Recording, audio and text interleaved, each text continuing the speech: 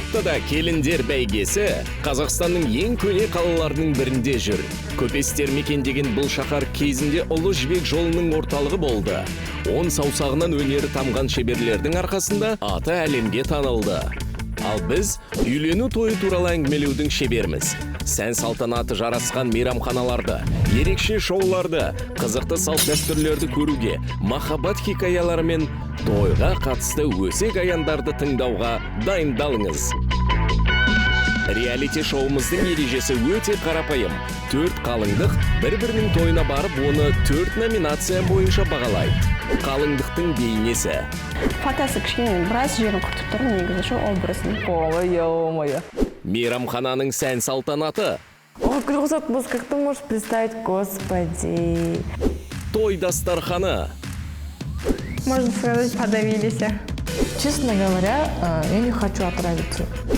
Және әрине ойын-сауық бағдарламасы. Басым ауырып кеткенде дыңылдап, құлағым біразға дейін. Бәсекелестерінің тарапынан өзгелерден гөрі көбірек ұпай жинаған қатысушы апта жеңімпазы атанып, күйеуімен бірге романтикалық саяхатқа аттанады.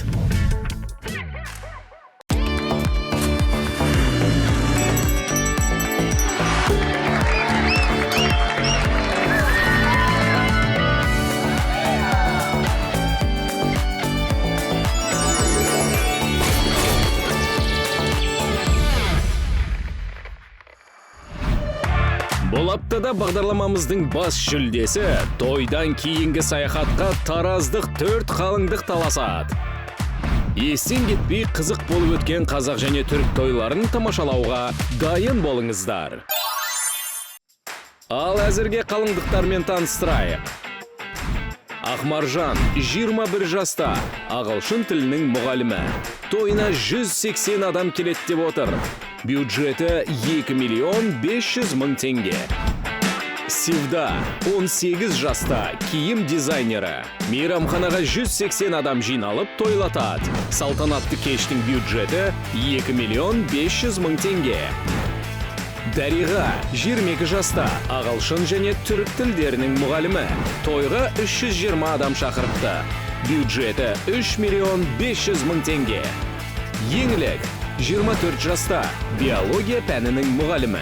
Оның тойына 270 адам қонаққа келеді.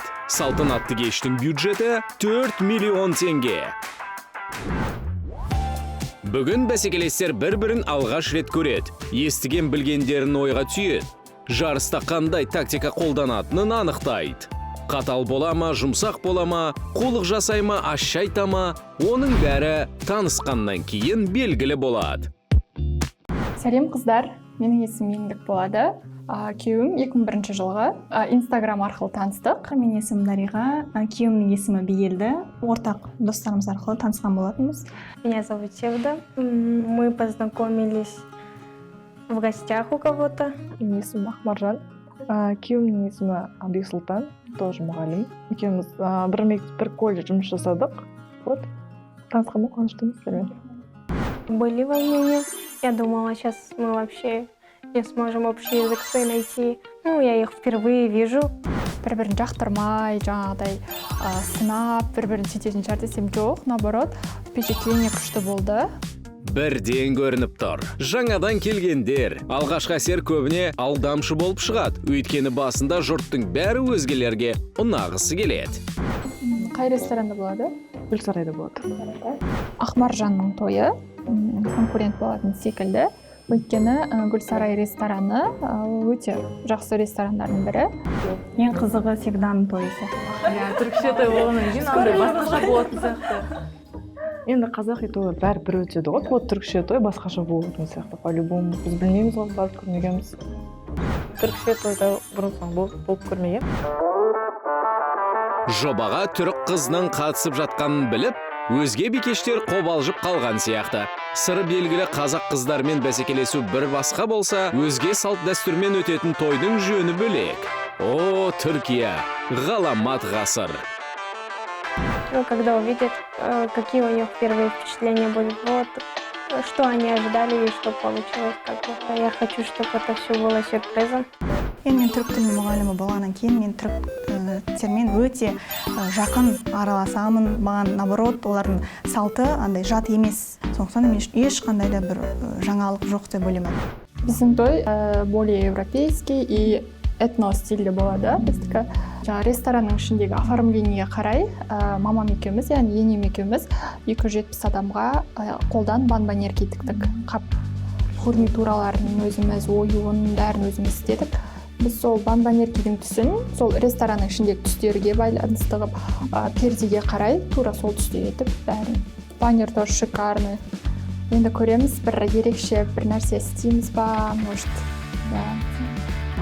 Ерекшеленіп тұрған бізде қазір еңлік. Енді еңлік барлығын детально қарап отыр ғой. Еңліктен көбінесе күтемін, потому что этно стиль ғой, ерекше стиль ғой былай қарағанда. Думаю, еңлік. Ну, соперница. Міне, пікірлері өзгерді. Енді қыздардың бәрі еңлікке қарсы тізе қоспаса болғаны.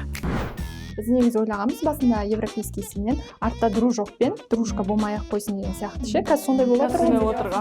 Бірақ оған сәл енді бір түрлі болып қала ма деп қойдық та енді. Оған пока біз әлі жеткен жоқ оған. Менде болмайды дружка, дружок. Негізі дружок пен дружкаға болу керек деп ойлаймын. Қасында құрбыңа айтасың, мен мынауымды жөндеуші деп. Ол кезде қандай құрбыңды іздеп атасың? Анау кім еді, мынау қаяқта еді деп ше. Мен өзім дружка болғанмын, өзімнің жаңағы опытым да бар. Мысалға мен невестаға ештеңе істеп те көмектеспедім, көмектесе де алмадым. Шынымды айтсам, құрт жүрген болмаса охранник құсап, шынымен. Жанында сенімді адамы жоқ секілді көрінеді да ол маған. Үйлену той кімдікі? Менікі. Маған артында екі адам жүргені мүлдем керек емес. Менің тойым болғаннан кейін акцент должен быть на мне.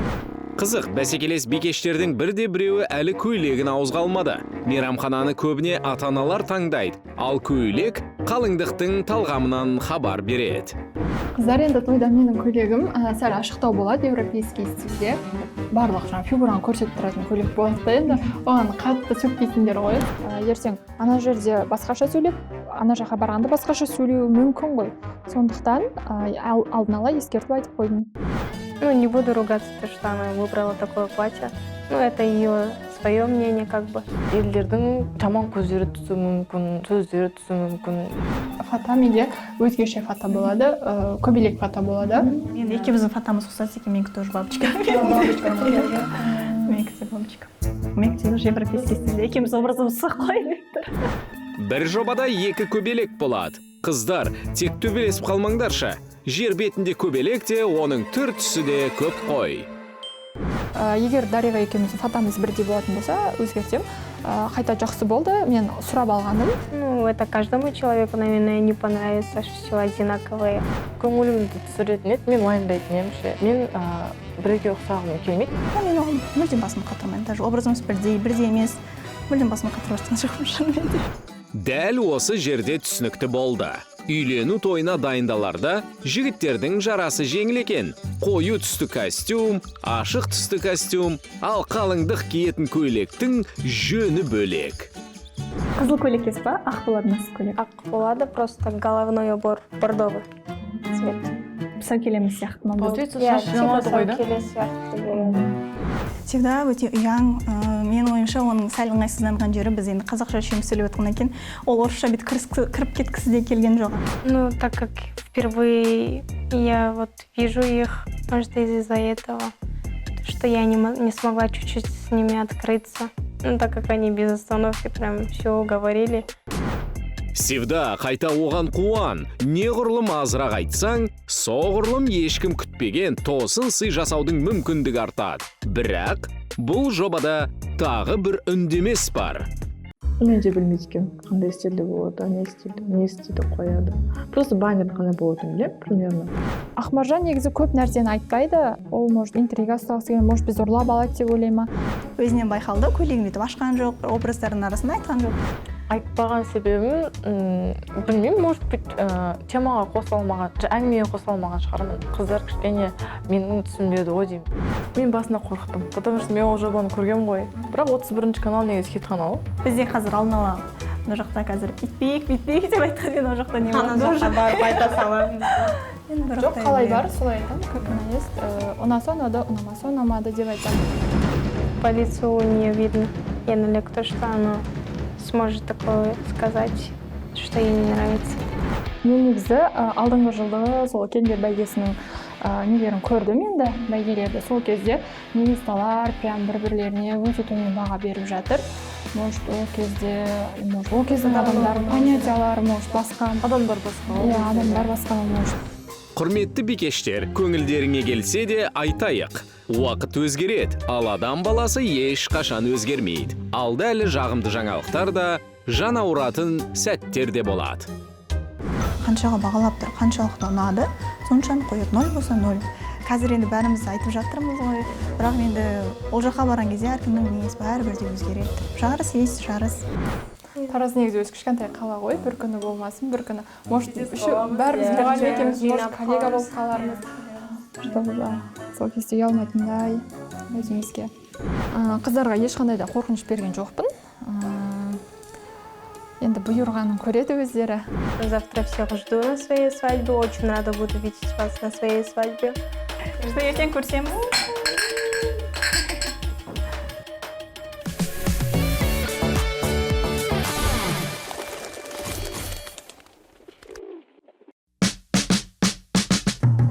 Жұптарымыздың бұл аптада сарапқа салатын бас жүлдесі үйлену тойынан кейінгі саяхат. Жеңімпаздар кең байтақ қазақ даласының ортасында орналасқан кіші Швейцария Бурабай курортына сапар шегеді. Шипалы ауа, сұлу табиғат, тарихи орындар. Бұл жақтан кез келген адам өзінің айтындай демалыс түрін табалады. Жеңімпаздар Бурабай көліне барады. Оқ жетпес тауы мен жұмбақтасты өз көздерімен көріп, аңыздар әлемінде жүргендей күй кешеді. Көлге бара жатып, Абылайхан алаңына соғуға болады. Көкшетаудың етегінде, қарағайлардың арасында ұлы әміршінің тастан жасалған тағы тұр. Сол тақты 7 рет айналып, тілеген тілегің қабыл болады деген сөз бар.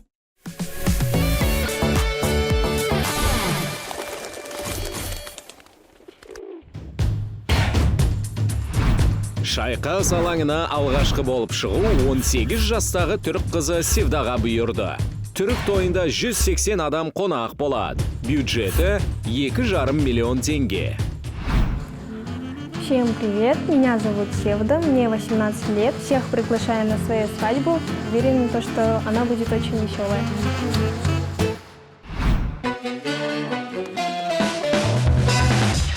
Бұл жұптың махаббат тарихы Тақиялы періште фильмінің сценарийіне ұқсайды. Басты кейіпкерлер күйеу жігіт Амраил мен қалыңдық Севда. Және күйеу жігіттің көп ағайынды өсіп өнген әулеті. Я искал себе жену. Мама смотрела, я смотрел там, тут, где можно с кем познакомиться. И получается, один раз на ее район приехали в Каспоселок, к родственникам своим сидели там. И у меня мама такая: невестку не могу найти.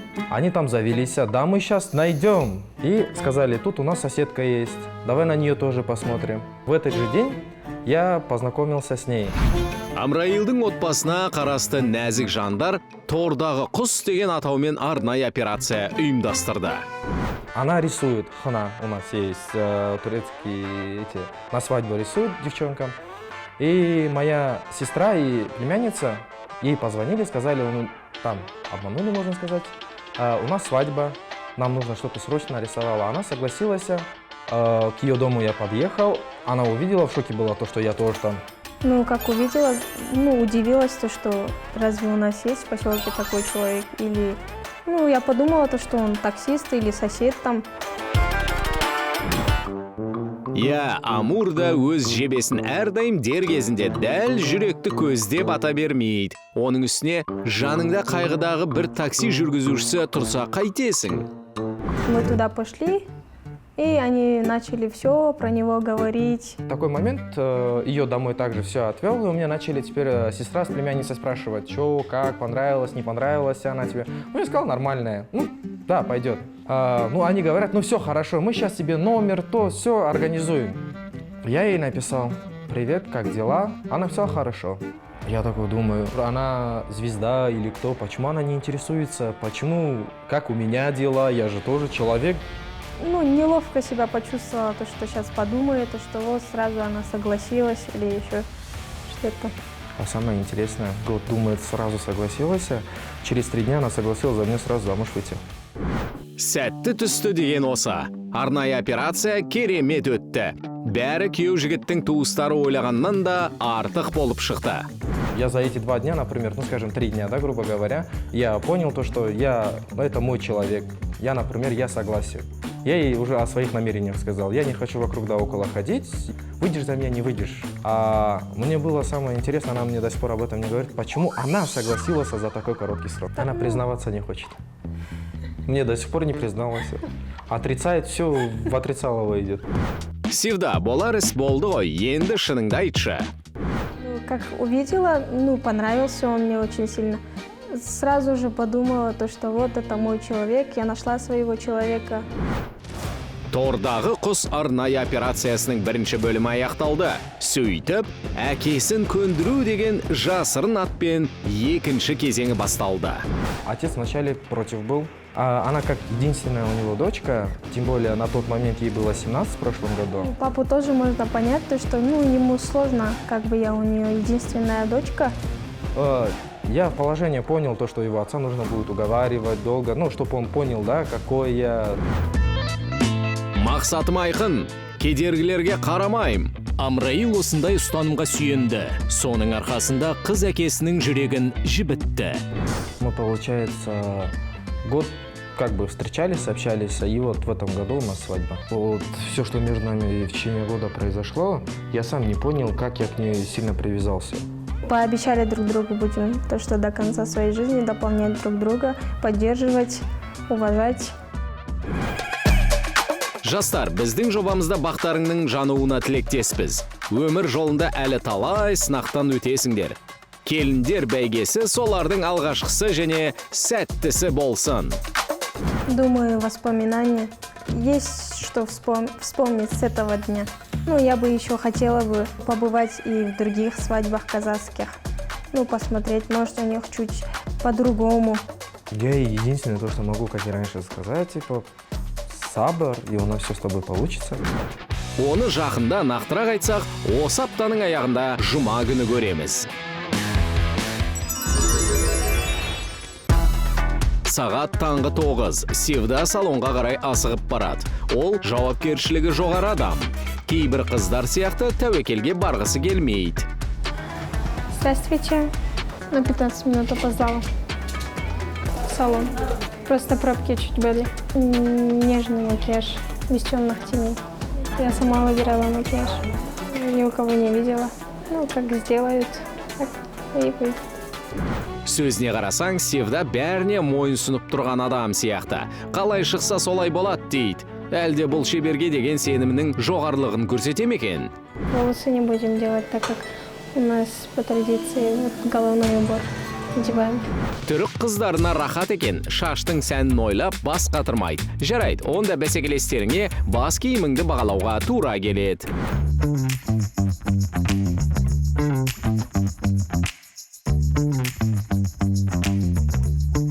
Девочкам место выдали в ресторане, где они будут сидеть. Я попросила свекровку, чтобы присмотреть за девочками. Думаю, на 15 оценят мой образ. И все, и свадьба. Дәмесі зор екен, 15 ұпай, ең жоғарғы баға.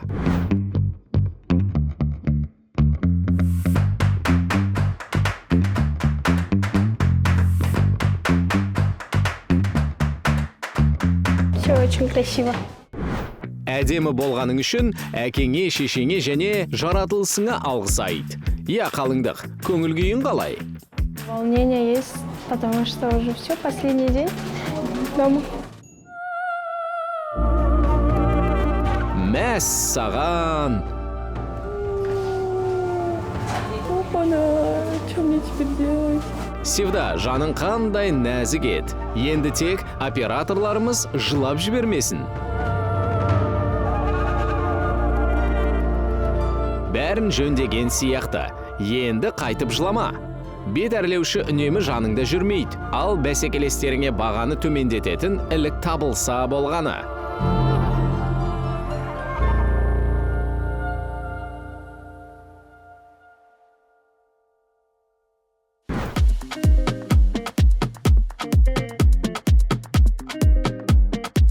қалыңдықты салоннан үйіне алып кетті. Әрі қарай тек түрік халқына тән ұлттық дайындықтар басталады. Ондайды күн сайын көре бермейсің.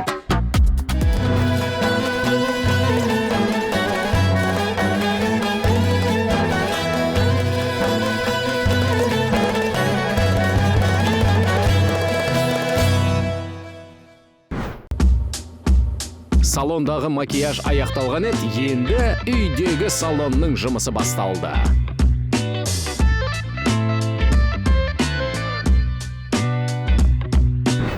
Мы сегодня провожаем свою золотую внучку. Это большое счастье, когда выдаешь свою золотую доченьку. Я желаю ей столько детей, сколько дал мне Бог. Пусть она будет самая счастливая. Это у меня слезы радости. Иә, бұл үйдегі үлкеннің де, кішінің де көңілі бос болып шықты. Демек, ашық мінезді, әсерге берілгіш адамдар деген сөз. Я желаю своей дочке, внучке победу. Пусть она будет как супер-келинчек у меня. Сырттағы ненің дыбысы?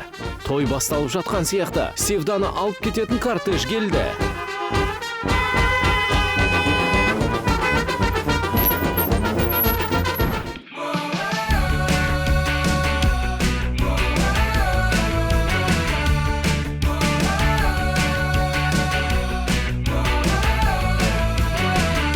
Түрік халқының дәстүрі бойынша қалыңдықтың көйлегін құдалар әкеледі. Міне, оны үйге кіргізіп жатыр. Енді бірнеше минуттан кейін үстіне осы көйлекті киген супер келіншекті көреміз.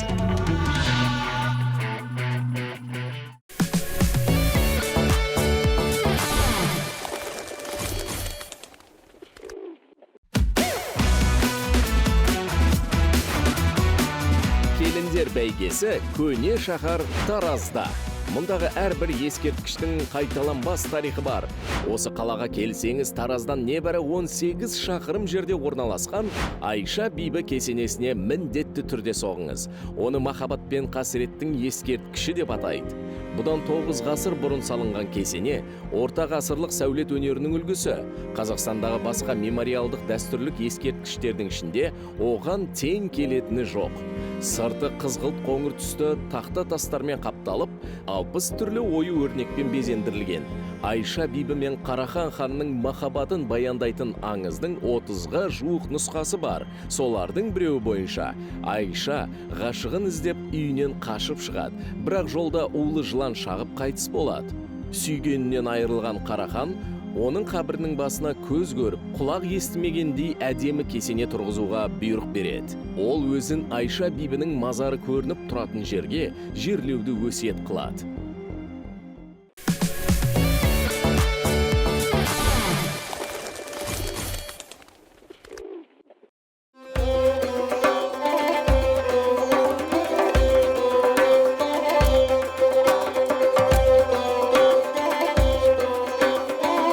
Көйлекті кигеннен кейін Севдада бір өзгеріс пайда болды.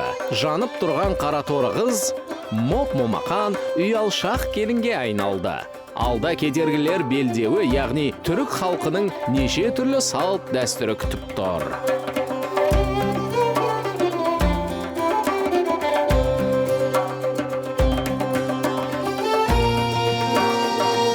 Соның бірі қына жағу. Ұзатылып бара жатқан қыз әке шаңырағымен қоштасарда жасалатын ежелден келе жатқан әдемі дәстүр. Қалыңдықтың алақанына қына мен шеңбердің суреті салынады. Осы шеңберлер оны тіл көзден сақтайды деген түсінік бар. Қалыңдықтың бейнесі қосымша детальдармен толықтырылуда. Мысалы, той көйлегіне тағылған қызыл лента қыздың беті ашылмағанын, пәктігін білдіреді.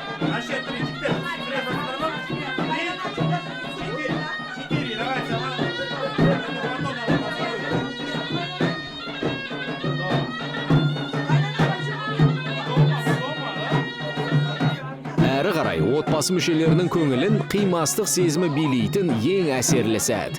Севда туған ұясын тастап, қияға қарай қанат қақты. Өзінің таңдаған жарына бара жатыр. Әттең, мына жерде біздің қатысушы қыздар болмай қалды. Әйтпесе бәрін бағалар еді.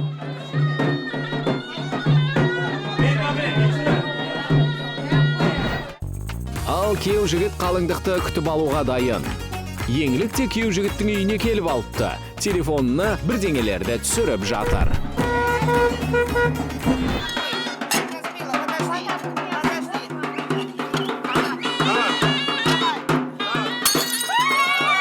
Дәл кинодағы сияқты тарелка сындырып жатыр. Бақыттың бастауы болсын. Ал енді міне, дәстүр бойынша күйеу жігіт достарымен бірге жоғарда тұрып, тәтті мен тиыннан шашу шашып жатыр. Бұл дәстүр күйеу жігіттің келген қонақтарды, соның ішінде қайын жұртын да кең пейілмен, жомарттықпен қарсы алып жатқанын білдіреді. Бірақ еңлік бұл дәстүрден жомарттық көре алмапты. Ақша жинай алмадым. Мен негізі ойлап келгем, ана балконнан 2000-5000 шашатын шығар деп дайындалдым. Бірақ жоқ, 20 теңге, 5 теңге, сондай теңгелер шашты, оны балдар ақ жинап алды. Еңлік, тойдан олжа таппадым деп қапа болма. Бұл небәрі халықтың көңіл алдандыратын салт дәстүрі. Салам алейкум. За сколько продаешь? За 15 лет. За 15 лет продаешь? Да. Ал енді мына салт дәстүрді бақылап көрейікші. Қазақтардың тойына барып жүрміз ғой. Ал қазақстандық түріктердің тойында бұлай болады екен.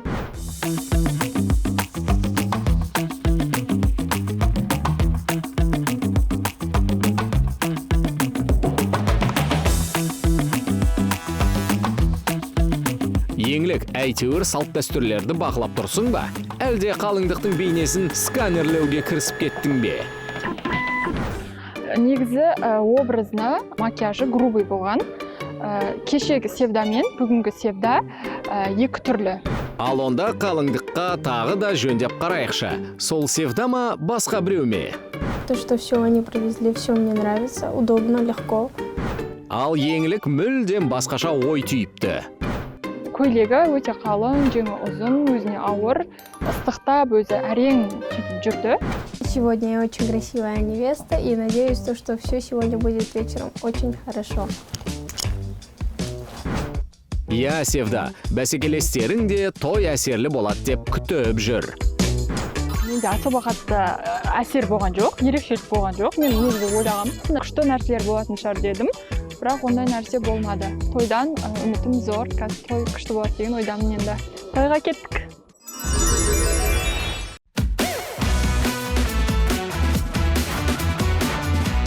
Жұрт мейрамханаға жиналып болғанша естеріңізге сала кетейік. Біз Түркияда емес, Қазақстандамыз. Жамбыл облысының орталығы 2000 жылдан асатын тарихы бар Тараз қаласында жүрміз. Оның аумағында керуен сарайлар, қолөнер шеберханалары, сауда дүкендері мен кесенелер сақталып қалған. Егер Таразға бірінші рет келіп тұрсаңыз, дала өркениетінің тұрмыс тіршілігін зерттеуді ежелгі Тараз археологиялық кешенінен бастаңыз. Ашық аспан астындағы бұл музей-парк көне тарихтан ежелгі Тараз халықаралық сауданың, қолөнердің, ғылым мен мәдениеттің үлкен орталығы болған кездерден мәлімет береді. Ал енді қазіргі заманға түрік қызы Севданың тойына ораламыз. Реті осылай келіп, біз Тараздағы той аптасын түріктердің үйлену тойынан бастадық. Қалыңдықтың есімі Севда. Оның екі бәсекелесі тойға дәл уақытында келді. О, привет, қалайсың? Жақсы, өзіңде жақсы. Бағана мен неге барғам? Қалыңдықты алып келу, қалыңдықтың үйіне. Дариямен хабарластың ба? Жоқ, хабарласпадым. Хабарласып көрейін таңда. Алмайды Дариға. Алмай ма? Жүр ендеше ішке кіріп көре берейік. Все, хорошо.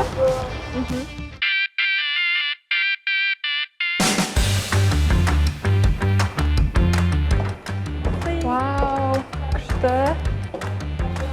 Баняда аппақ қып әдемі қылып істепті, иә? Оны ақ розаларын. Жаққа светтерді гүлмен қойып істеген ғой. Аха, каменер өтеді, аха. Гүлдерін жай свечамен қоя салады да кейбір адамдар ше, ал олар прям гүлдің ішіне свечаны қойып, прям ашып істеген да. Мына жақта фуршет бар екен, фуршетті көрейік. Өте грамотно істелген, фуршет бәрі грамотно туралған, салынған, қойылған.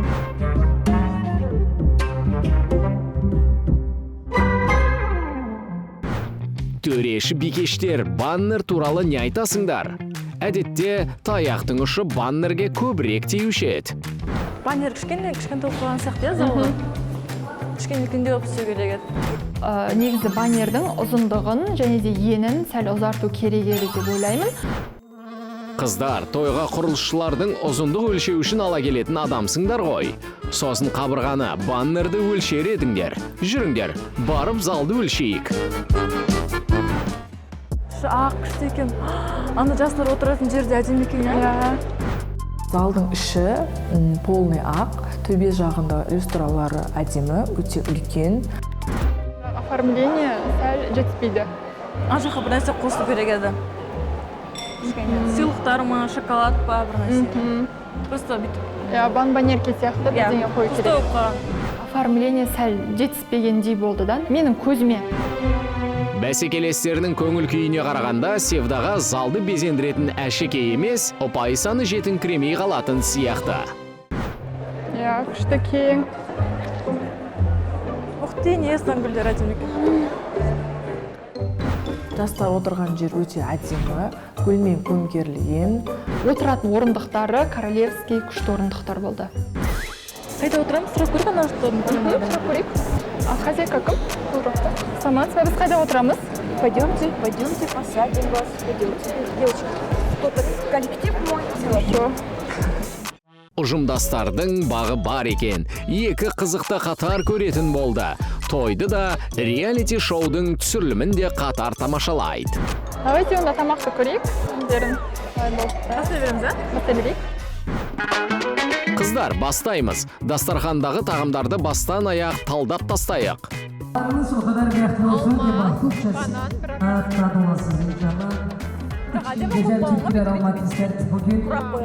Пирамида қойып қойған, бірақ фрукты аз. Жоқ, түрі аз фруктыйдың түрі. Маған сол жері ұнамады, фруктыйды бір жерден ғана қойғанда, оны адамдар аламайды, жегізген адамдар попросить етіп отыру керек та ше просто. Дастархандағы фрукты мен көңілімнен шыққан жоқ. Жүзіммен толтыру керек еді, тағы да бананды көптеп салу керек еді. Хотя бы 3 бананнан киви деген сияқтылар қою керек еді негізі. Черешня. Қыздар, осы жерге банан жеу үшін келіп педіңдер. Банан қай жерде де банан. Одан да еттің жағдайын айтыңдаршы. Қазы қойыпты ғой бұл тойда да. Қазы. Мен негізі ойлағам, түріктердің тойына барғанда біз түрікше тағамдар жейтін шығармыз деп, бірақ барлық қазақтардың өзіміздің жейтін тағамыз сияқты.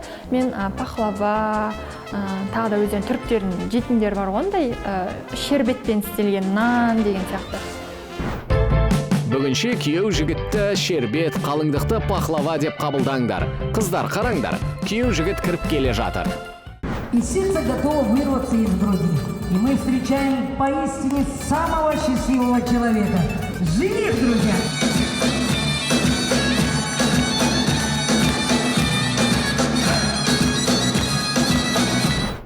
Жених бірінші шықты. Біздің ұзатудағыдай келеді екен, гүлмен, қасында 3 баламен келді, бірақ сол кішкене түсінсіз болды. Не үшін 3 бала?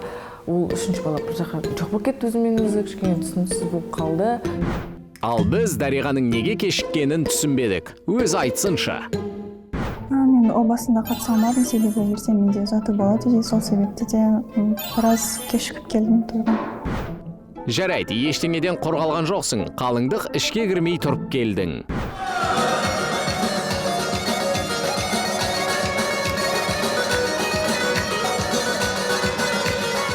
Қатты былай әсерлі болған жоқ енді. Невестаның жанында жеңгелері топырлап, билеп, сөйіп жүргеннен кейін невестаны біз көре алмай қалдық.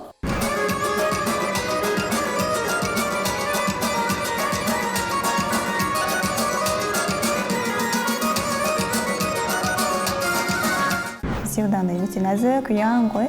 Сондықтан жүргеннің өзі өте бір әдемі, жүріп әдемі, сәлем салғанда өте әдемі болды.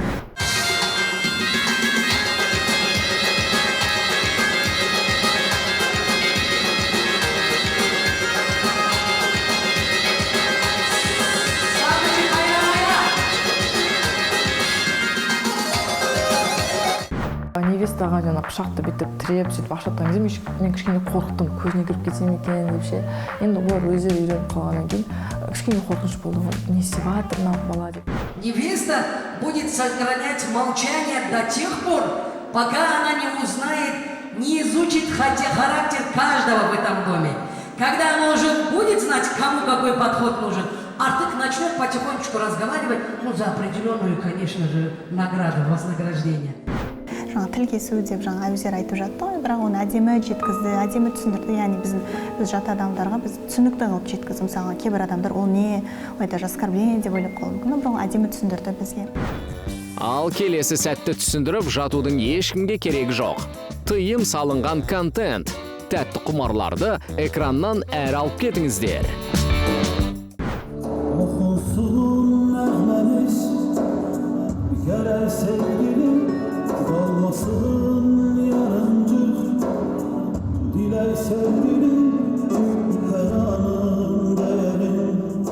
Торт киген кезде торт самый обычный образмен келді, бірақ свеча болып қойды. Сол бір ерсі көрінді негізі.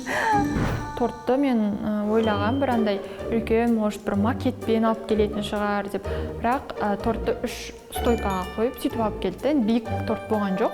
Кейінірек белгілі болғандай, бойының аласалығы өз алдына торт мүлдем сендерге арналмапты. Өздеріңді телекөрермен сияқты елестетіңдер, олар да торттан ауыз тимейді. Торттың дәмін де көрген жоқпыз біз. Бізге может жетпеді ма торт, білмейміз ол жағын. Ішінде начинкасы қандай екен деп білгім келді. Бірақ енді келген жоқпыз, сол үшін дәмін көрген жоқпыз. Қыздар, торттың дәмін қайтесіңдер? Бүгін сендер осы кештің ең басты тәттісін бағалау құрметіне ие болдыңдар ғой. Басындағысы хиджаб сияқты болып қалған, я? Хиджаб сияқты, бірақ ол міндетті түрде болу керек. Басындағы. Бірақ платьясы неудобно сияқты өзіне. Бірақ айту негізі әдемі көйлек. Севда, мені көріп отырсаң ренжімеш деп ше. Мына жағын бәрі оранған, кольцосы да байқадым жа, аяқ киімін несін көтеріп атқан кезде кольцосы да үлкен болып тұрды. Кольцосы сәл дәу сияқты ше, содан кішкене жүріп тұруы қиын болған сияқты. Басына опорының көйлегінің әдемі тастарын барлығы жауып қалды. Көйлектің, яғни біз етегін ғана көріп жүрдік, аяқ киім ештеңке де көрінген жоқ. Дариға туфлидің маңызды болып жүргені күлбике туралы ертегіде ғой, ал қалыңдық үшін ең бастысы көйлек.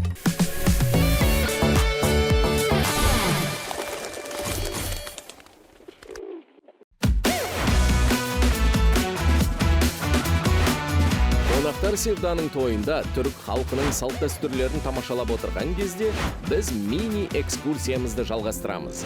Айша Бибі кесенесінің жанында небәрі 20 метр жерде тағы бір мазар тұр. Аңыз бойынша ол Айшаның күтушісі Бабаджа қатынның басына тұрғызылған. Айша қайтыс болғаннан кейін Бабаджа өле-өлгенше осы маңды мекендеп, Айшаның басына тұрғызылған кесененің шырақшысы болады. Бабаджа дүние салған кезде Қарахан оған арнап Айша Бибі кесенесіне жақын жерден ескерткіш тұрғызады.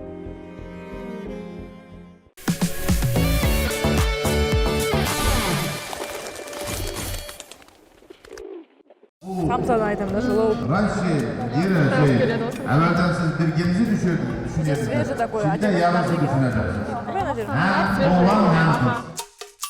Маған қатынады самсаның дәмі, қамыры жұмсақ, сондай қазіргі піскен самса ғой негізі. Самсаның қамыры сәл қалыңдау болды. Өзім жаңағы шайнаған кезде қамырды ше ұзақ шайнап отырдым да енді.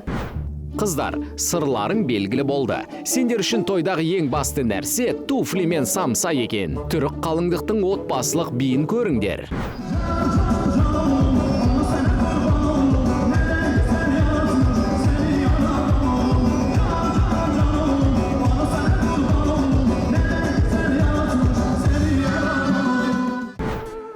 Севданың семьясы мүлде болған жоқ. Үшеуі тек қана жүрді да, енді как обычно билеп шықты ғой, маған ешқандай әсер қалдырған жоқ. Жаңа Севданың деп тұрды, қайта сол жер жаман көрінді, как будто бір тойға принужденно келген сияқты болып көрінді. Қыздар, ол сыпайылық сақтап жүр ғой. Әлде сендерге түрік келінің ламбада билегені керек пе? Шаршап кеттім.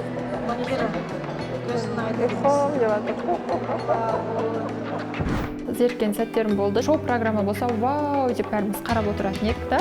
Бірақ онда шоу программа болған жоқ. Біреулер биді шоу бағдарлама деп қабылдайды, ал енді біреулерге ет керек.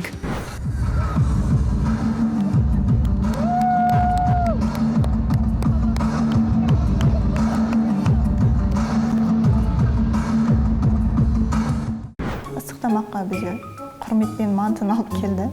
Бізде ет алып келсе, бізде үлкен табақтармен алып келеді да, ол әдемі көрінеді. Мынақта бізде кішкентай тарелкамен алып келді да, еще аз ғана алып келді. Қызасың мантыны ма? ұнады. Прям күшті болған. Манты өте дәмді, прям соусы да күшті болған, қамыры да күшті. Қаршы тоже там ішінде начинкасы көбірек әдемі болып маған. Тойдың тақырыбын әрі қарай тарқатсақ, қазір жас жұбайлар билейді.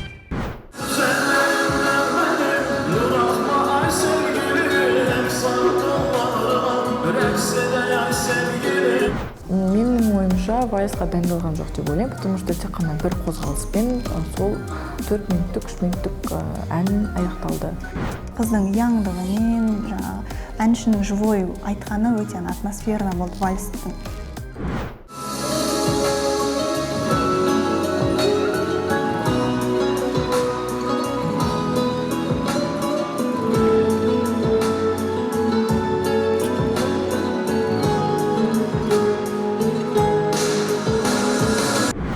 Вальсы сәл дыммен болды да ше, қалып қалғанда енді сәл. Қазір енді басқа нелер шығып жатыр вальске, эффект золушки, может сондай қою керек пе еді. Мен қайта билегендеріне қуандым. Мен билетпей де қояма деп ойлағам. Себебі қайта ейле бергендік. Дариға, мейрамхана туралы не айтасың? Кешігіп келгендіктен өз пікіріңді әлі ортаға салған жоқсың. Осы ресторан бұрмайтын кеңші минимализм. Бірақ оформление сәл аз болып қалғанда ше. Енді оформлениесінен вау, құлап талып қалатын ештеңке жоқ. Баннер өте нежный, аппақ гүлдермен жаны күшті болып тұрды баннер. Болды, жұрттың баннерін сөз қыла бермеңдер. Одан да мейрамхананың безендірілуімен қосып, бағасын беріңдер. Оформлениеге қоятын бағам 10 балл қоям. Ресторанның оформлениесіне 7 деген баға қоямын. Себебі ең әдемісі ол жаңағы баннер болды.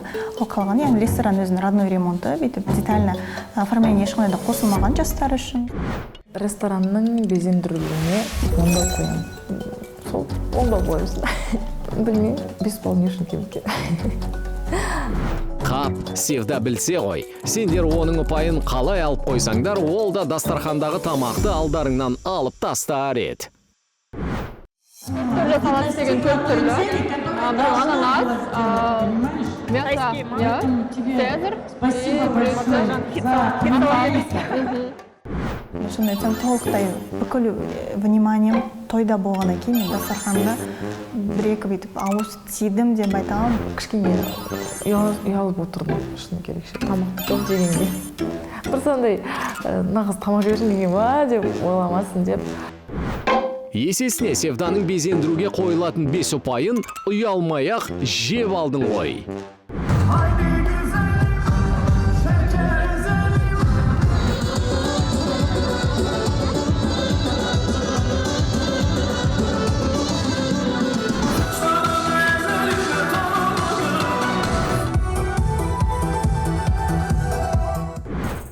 Ағайдың дауысы бізге как будто бір әнді қайталап қойған сияқты маған Дариға да келіп айтты да, ағай бір әнді қайталап айтып жатыр ма деп.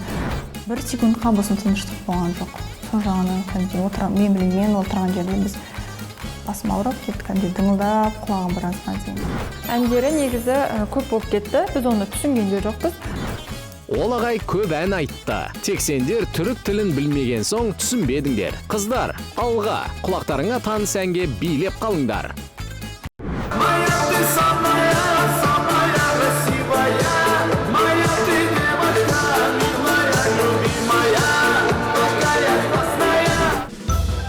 Той төрешілері реті келіп тұрған сәтті қалт жібермеді.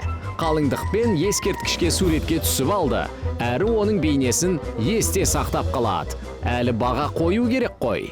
Макияжы, менің ойымша вечерді макияж жасатқан сияқты, өзіне қатты жарасып тұр, бос-бос тұрған жоқ.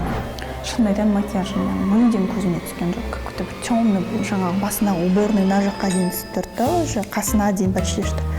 И сол жағы жапты, көзім темный қылып қойғаннан кейін ашылмады Севданың образын.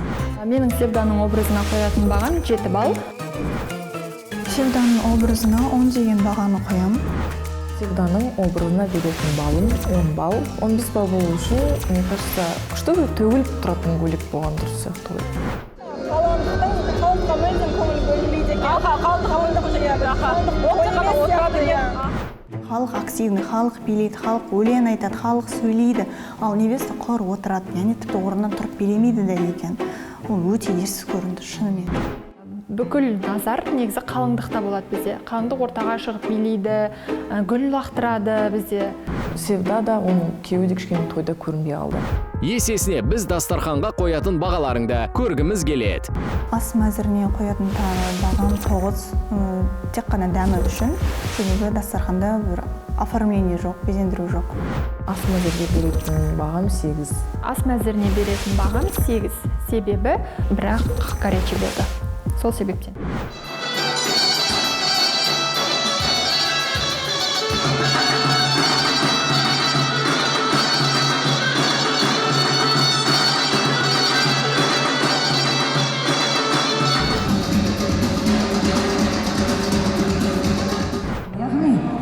Без Ана Тоқтан аспасына прям энергичный, бастап, күштілі.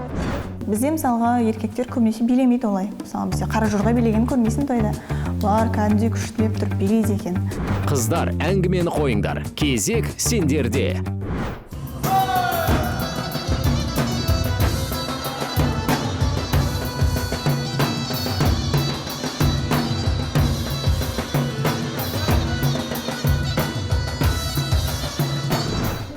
Би деген енді өте көп екен, би мен өлеңнен тұрады екен тойлары.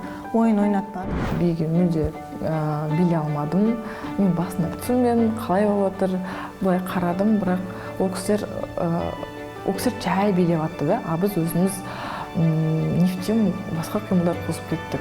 Өзіміз билегенде әйелдердің биінен сол жаңағы энергия алдым десем болады. Сол энергияны шоу бағдарламаға қойылатын ұпайға қоссаңдар, жақсы болар еді. Севда қуанып қалсын. Шоу программаға қоятын бағам 11. Толықтай 15 қоятын едім. Тек қана Севданың жаңағы көңіл күй бітіп. Түсіп отқан, негізі түсіп отқан жоқ қой, әрине салттар ғой. Бірақ Севда ішіне жүргенде вообще күшті болады. Шоу программаға қоятын бағам 6.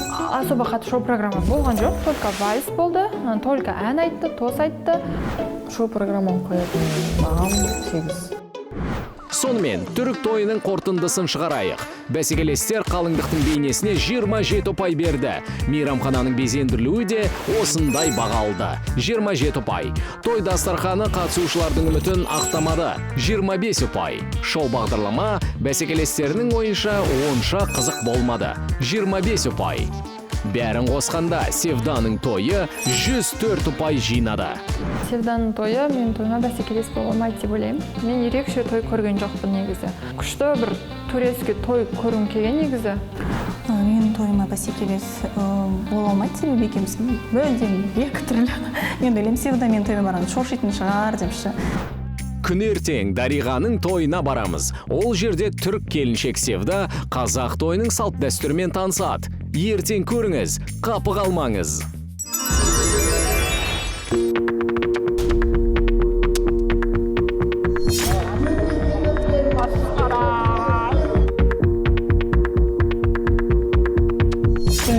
Когда он зашел, все были в шоке.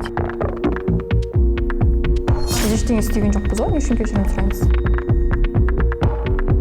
Можно сказать, подавились. Әжетхананың есі шығып тұрды. Мен қашып кеттім, жегім келмей қалыпты.